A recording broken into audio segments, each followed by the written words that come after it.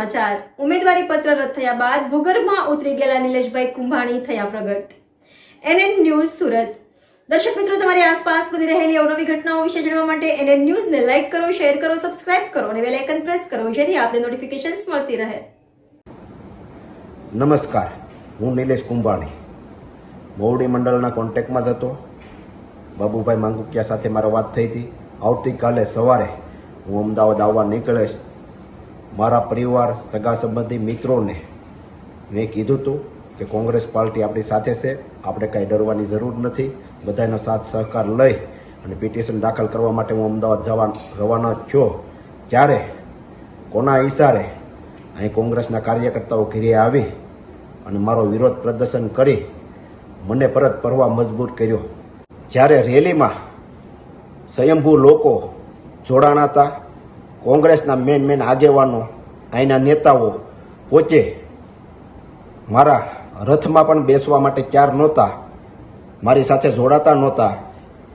અને જ્યારે કોંગ્રેસ પાર્ટીએ કીધું હોય કે 20 તારીખ પહેલાં તમે બૂથ ઉપર કોણ બેસવાના છે, એમના નામ, નંબર, વિગત મોકલો, ત્યારે અમે અહીંના જે ચૂંટણી લડેલા હતા, જે હોદ્દેદારો હતા, એમને અમે કહેતા હતા કે આપણા બૂથની વિગતો દેવાની છે.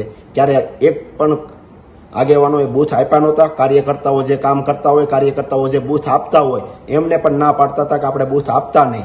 અને પબ્લિક પણ જાણે છે કે આમાં જે અત્યારે વિરોધ કરે છે એ પહેલાં ભાજપ સાથે બેસી ગયા હતા અને એક પણ અમારી સભાઓમાં કે અમારી સાથે ડોર ટુ ડોર એમાં એક પણ અહીંના આગેવાનો આવ્યા નહોતા. અત્યારે ખાલી વિરોધ કરવા બેસી ગયા છે. અગાઉ પણ એ ફૂટી ગયા હતા અને મને એકલો મેકી દીધો હતો. પ્રસાર પણ હું એકલો કરતો હતો. 2017માં મારી ટિકિટ આવી, કપાઈ ગઈ.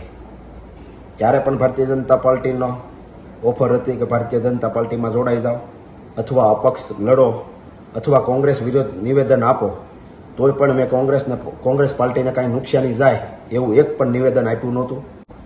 ગઈ વિધાનસભામાં ભારતીય જનતા પાર્ટી દ્વારા એવી ઓફરો આવતી હતી કે તમે પ્રસાર ધીમો કરો, કાર્યાલય બંધ કરી ગયો, ડોર ટુ ડોર જવાનું બંધ કરો, સભાઓ ઓછી લ્યો. ત્યારે અમારા સાથી ઉમેદવારોએ ઘણાએ એ ઓફર સ્વીકારી લીધી હતી અને 2700 મત મળતા હોય ત્યારે એને ઓફિસો બંધ કરી દીધી હતી. પ્રસાર કરવાનો પણ ધીમો પાડી દીધો હતો અને એમના કાર્યકર્તાઓ, સગા સંબંધી મિત્રોને કહેતા હતા ભારતીય જનતા પાર્ટીને મત દેજો.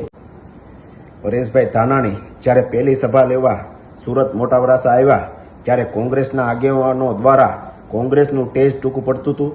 તે પહેલાં 1-2 કોંગ્રેસના આગેવાનોને ફોડી નાખવામાં આવ્યા હતા કે કોંગ્રેસને સભાઓમાં કે ટેજમાં કે રેલીમાં નહીં જવાનું.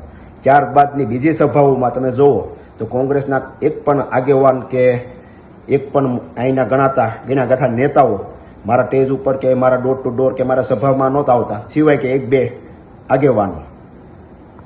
અત્યારે જે વિરોધ કરે છે એમને તમે પૂછજો કે આમ આદમી પાર્ટીના નેતાઓ, આમ આદમી પાર્ટીના કોર્પોરેટરો, આમ આદમી પાર્ટીના કાર્યકર્તાઓ જે સાથે રહી મહેનત કરતા હતા, કોંગ્રેસના આગેવાનો, નેતાઓ કોના દબાવ આવવાથી કોને ફોડ્યા હતા અને મારી સભાઓમાં કે ટેજમાં કે મિની બજારમાં અમે ગયા હોય, ડોર ટુ ડોર એમાં નહોતા આવતા, મિની બજારની સભામાં નહોતા આવતા, મોટા વરાસા ડોર ટુ ડોર ગયા એમાં નહોતા આવતા, કતારગામ અમે કતારગામ બજારમાં ગયા એમાં પણ નહોતા આવતા, માનગઢ ચોક ડોર ટુ ડોર ગયા એમાં પણ નહોતા આવતા.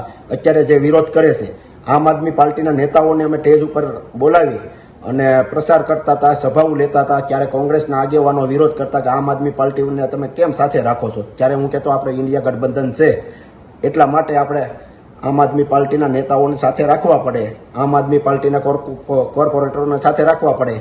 એમને મત મળ્યા છે, એ આપણો પ્રસાર કરે છે તો આપણે એમને સાથે રાખવા પડે. તો ક્યારેક કોંગ્રેસના અહીંના ગણી ગાંઠે નેતાઓ એમનો વિરોધ કરતા હતા કે એમને સાથે રાખવામાં એ તમને હું જીતાડી દેવાના છે.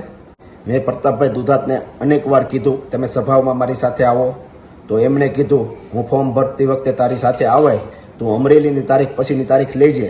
ત્યારબાદ પ્રતાપભાઈ દુધાતને પૂછી અને પછીની મેં તારીખ લીધી. ત્યારે મારો ફોન નહોતા ઉસકાવતા.